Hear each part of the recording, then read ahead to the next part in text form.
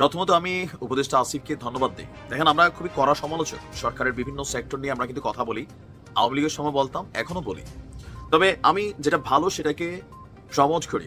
আমি মনে করি যে এই জিনিসগুলো সমাজে থাকা দরকার। উপদেষ্টা আসিফ মাহমুদের বাবার একটা ঠিকাদারি লাইসেন্স, যেখানে আসিফ মাহমুদ নিজেই স্থানীয় সরকার, পল্লী উন্নয়ন এবং সমবায় মন্ত্রণালয়ে উপদেষ্টা বা মন্ত্রী হিসাবে দায়িত্ব পালন করছেন। সো তার বাবা যখন একটা ঠিকাদারি লাইসেন্স করে স্কুল শিক্ষক থেকে, স্বাভাবিকভাবে জনমনের প্রশ্ন দেখা দেয়, কোটি কোটি টাকার ধান্দা এখানে তৈরি হয়ে যাবে। আর যখনই তার বাবার এই লাইসেন্সটা গণমাধ্যমে চলে আসলো, এরপর থেকে কিন্তু এটা নিয়ে আলোচনা, সমালোচনা, বিতর্ক তৈরি হয়েছে। But at the end of the day, দিনের শেষে উপদেষ্টা আসিফ মাহমুদ ভুইয়া তিনি যে সিদ্ধান্তটা নিয়েছেন তার বাবাকে বোঝাতে পেরেছেন, আর বা তার বাবাও বিষয়টাকে বুঝেছেন। এই ইতিহাসও বাংলাদেশে প্রথম যে এই ঘটনাটার পর আসিফ এবং তার বাবা মিলে আরেকটা অ্যাকশন ঘটাইছেন। এই ঘটনা যদি আগামী দিনে আমাদের মন্ত্রীরা তাদের পরিবার, আত্মীয় স্বজনের নামে যেই ধরনের বিভিন্ন লাইসেন্স বানাইয়া আপনার অস্থির করে ফেলে, তো সেই জায়গাটা আসিফের বাবার এই লাইসেন্স ইস্যুতে আজকে আসিফের একটা স্টেটাস এই মুহূর্তে খুবই ভাইরাল। প্রথমেই বলে রাখি, আসিফের বাবার ঠিকাদারি লাইসেন্সটা আসিফের বাবার আবেদনের প্রেক্ষিতে এটা বাতিল করা হয়েছে। আসসালামু আলাইকুম প্রিয় দর্শক, কেমন আছেন সকলে? আশা করি সকলে ভালো আছেন। বাংলাদেশে যে উত্তেজিত রাজনৈতিক প্রেক্ষাপট, তারই আলোকে ঘটে যাচ্ছে বাংলাদেশ ব্যাপী না শুধু সারা বিশ্বেও বেশ কিছু তুলপাড়। যে তুলপাড়ের মধ্যে ইতিমধ্যে আবার ঘটে গেল আসিফ মাহমুদ সজীব ভুইয়ার তার বাবাকে নিয়ে। বাবার ভুলের জন্য ক্ষমা চাইলেন উপদেষ্টা আসিফ মাহমুদ। স্থানীয় সরকার, পল্লী উন্নয়ন ও সমবায় এবং যুবক ও ক্রীড়া মন্ত্রণালয়ের উপদেষ্টা আসিফ মাহমুদ সজীব ভুইয়া তার বাবার ঠিকানাদারি লাইসেন্স নেওয়ার ঘটনায় ক্ষমা প্রার্থনা করেছেন। এই বিষয়টা নিয়ে নাইমুল ইসার বেশ কিছু কথাবার্তা বললেও আসিফ মাহমুদ সজীব ভুইয়াকে নিয়ে আমরা সম্পূর্ণ ভিডিও দেখে নেব। আসিফ মাহমুদ সজীব ভুইয়া ফেসবুক পোস্টে লেখেন, গতকাল রাত 9টার দিকে একজন সাংবাদিক কল দিয়ে আমার বাবার নামে ইস্যুকৃত ঠিকাদারি লাইসেন্স বিষয়ে জানতে চাইলেন। বাবার সঙ্গে কথা বলে নিশ্চিত হলাম তিনি জেলা পর্যায়ে জেলা নির্বাহী ইঞ্জিনিয়ারের কার্যালয় থেকে ইস্যুকৃত একটি লাইসেন্স করেছেন। বিষয়টি ওই সাংবাদিককে নিশ্চিত করলাম। তিনি পোস্ট করলেন, নিউজ হলো গণমাধ্যমে নানান আলোচনা সমালোচনা হচ্ছে, তাই ব্যাখ্যা দেওয়ার অনুরোধ করলাম। আসিফ জানায়, তার বাবা একজন স্কুল শিক্ষার্থী, স্থানীয় একজন ঠিকাদার কাজ পাওয়ায় সুবিধার্থে বাবার পরিচয় ব্যবহার করার জন্য বাবাকে লাইসেন্স করার পরামর্শ দেন। বাবাও তার কথায় জেলা নির্বাহী ইঞ্জিনিয়ার থেকে একটি ঠিকাদারি লাইসেন্স করেন। আশা করি ভিডিওর শুরুতে বিশেষ ছোট ছোট অংশ দেখে বুঝতে পেরেছেন যে আজকের ভিডিওটা কতটা গুরুত্বপূর্ণ এবং কিভাবে এই দিকটাকে ইঙ্গিত করেছে। তাই বলি, আপনি যদি ভিডিওটি চালু দিয়ে থাকেন অবশ্যই না টেনে ভিডিওটি শেষ পর্যন্ত দেখার অনুরোধ রইল। সেই সাথে আপনি যদি আমাদের চ্যানেলে নতুন দর্শক হয়ে থাকেন এবং বাংলাদেশের সকল খবরাখবর সবার আগে পেতে চান বা দেখতে চান, তাহলে অবশ্যই ভিডিওটি লাইক, চ্যানেলটি সাবস্ক্রাইব করে পাশে থাকা বেল আইকনটি অল করে আমাদের সাথে থাকুন। আর প্রতিনিয়ত এরকম লেটেস্ট আপডেট নিউজ পেতে তো অবশ্যই সাথে থাকবেন। আর ইতিমধ্যে আপনি যদি সাবস্ক্রাইব করে থাকেন তাহলে আপনাকে অসংখ্য অসংখ্য ধন্যবাদ। আমরা কথা না বাড়িয়ে চলে যাব সেই কাঙ্ক্ষিত নিউজ স্ক্রিনে। নাইমুল ইসার কি বলেছে আসিফ ভুইয়াকে নিয়ে। প্রথমত আমি উপদেষ্টা আসিফকে ধন্যবাদ দিই। দেখেন, আমরা খুবই কড়া সমালোচক। সরকারের বিভিন্ন সেক্টর নিয়ে আমরা কিন্তু কথা বলি। আওয়ামী লীগের সময় বলতাম, এখনো বলি। তবে আমি যেটা ভালো সেটাকে প্রমোট করি। আমি মনে করি যে এই জিনিসগুলো সমাজে থাকা দরকার।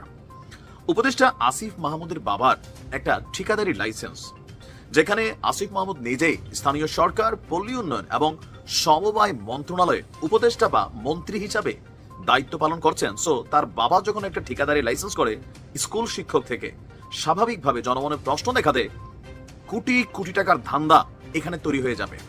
আর যখনই তার বাবার এই লাইসেন্সটা গণমাধ্যমে চলে আসলো, এরপর থেকে কিন্তু এটা নিয়ে আলোচনা, সমালোচনা, বিতর্ক তৈরি হয়েছে। But at the end of the day, দিনের শেষে উপদেষ্টা আসিফ মাহমুদ ভুইয়া তিনি যে সিদ্ধান্তটা নিয়েছেন তার বাবাকে বোঝাতে পেরেছেন, আর বা তার বাবাও বিষয়টাকে বুঝেছেন। এই ইতিহাসও বাংলাদেশে প্রথম যে এই ঘটনাটার পর আসিফ এবং তার বাবা মিলে আরেকটা অ্যাকশন ঘটাইছেন। এই ঘটনা যদি আগামী দিনে আমাদের মন্ত্রীরা তাদের পরিবার, আত্মীয় স্বজনের নামে যেই ধরনের বিভিন্ন লাইসেন্স বানাইয়া আপনার অস্থির করে ফেলে, তো সেই জায়গাটায় নতুন একটা দৃষ্টান্ত তৈরি করলো উপদেষ্টা আসিফ। আসিফের বাবার এই লাইসেন্স ইস্যুতে আজকে আসিফের একটা স্টেটাস এই মুহূর্তে খুবই ভাইরাল। প্রথমেই বলে রাখি, আসিফের বাবার ঠিকাদারি লাইসেন্সটা আসিফের বাবার আবেদনের প্রেক্ষিতে এটা বাতিল করা হয়েছে। কেন হঠাৎ করে বাতিল করা হলো বা কেনই তিনি রাতারাতি সিদ্ধান্ত বদলালেন? স্থানীয় সরকার, পল্লী উন্নয়ন এবং সমবায় মন্ত্রণালয় সরকারের খুবই গুরুত্বপূর্ণ। এই যে আমাদের গ্রামে রাস্তাঘাট, খাল বিল, হাট বাজার, রাস্তা যা দেখতেছেন এগুলো কিন্তু এই মন্ত্রণালয়গুলোর অধীনেই থাকে। ঠিকাদারি ব্যবসা যেটার উপর চলে সরকারি, এই লাইসেন্সটাই তার বাবা করছিল। তো যেহেতু এ নিয়ে আসিফ নিজেই এই মন্ত্রণালয়ের মন্ত্রী, সুতরাং তার বাবার কোনো লাইসেন্স থাকা মানে তিনি যেখানেই যাবেন কাজ পেয়ে যাবেন বাংলাদেশের সিস্টেমে, এটাই আমরা ভাবি। তো আসিফের বক্তব্য হচ্ছে তিনি এই বিষয়টা নিয়ে ক্ষমা প্রার্থনা করেছেন। দিল খুশ হয়ে গিয়া। এখানে ক্ষমার বিষয়টা মাফ চাওয়ার বিষয় না, সে যে বিষয়টা বুঝতে পারছে। তো তিনি বলছেন একটা পোস্টে যে তার বাবা বিষয়টা বুঝতে পারেননি। আসিফের বক্তব্য, প্রথমেই আমার বাবার ভুলের জন্য ক্ষমা প্রার্থনা করছি। আর গতকাল রাত 9টার দিকে একজন সাংবাদিক কল দিয়ে আমার বাবার নামে ইস্যুকৃত ঠিকাদারি লাইসেন্সের বিষয়ে জানতে চাইলে বাবার সাথে কথা বলে নিশ্চিত হলাম যে তিনি জেলা পর্যায়ের জেলা নির্বাহী ইঞ্জিনিয়ারের কার্যালয় থেকে ইস্যুকৃত একটি লাইসেন্স করেছেন। বিষয়টি উক্ত সাংবাদিককে নিশ্চিত করলাম। তিনি পোস্ট করলেন, নিউজও হলো, গণমাধ্যমে আলোচনা সমালোচনা হচ্ছে। আমার বাবা একজন স্কুল শিক্ষক, আকুবপুর ইয়াকুব আলী ভুইয়া পাবলিক উচ্চ বিদ্যালয়ের প্রধান শিক্ষক। স্থানীয় একজন ঠিকাদার কাজ পাওয়ার সুবিধার্থে বাবার পরিচয় ব্যবহার করার জন্য বাবাকে একটা লাইসেন্স করার পরামর্শ দেন। বাবাও তার কথায় জেলা নির্বাহী ইঞ্জিনিয়ারের কাছে একটি ঠিকাদারি লাইসেন্স করেন। রাষ্ট্রের যে কোনো ব্যক্তি ব্যবসা করার উদ্দেশ্যে যে কোনো লাইসেন্স করতেই পারে, তবে আমি সংশ্লিষ্ট মন্ত্রণালয়ের দায়িত্বরত থাকা অবস্থায় বাবার ঠিকাদারি ব্যবসায় জড়ানো স্পষ্টভাবেই কনফ্লিক্ট অফ ইন্টারেস্ট। বিষয়টি বোঝানোর পর আজ বাবার আবেদনের পরিপ্রেক্ষিতে লাইসেন্সটি বাতিল করা হয়েছে। বাবা হয়তো কনফ্লিক্ট অফ ইন্টারেস্টের বিষয়টি বুঝতে পারেননি, সেজন্য বাবার পক্ষ থেকে ক্ষমা প্রার্থনা করছি। মধ্যবর্তী সময়ে উক্ত লাইসেন্স ব্যবহার করে কোনো কাজের জন্য আবেদন করা হয়নি, মানে এই লাইসেন্সটা পাওয়ার পরে এটা নিয়ে কোনো রকম কাজ উত্তোলন করা হয়নি।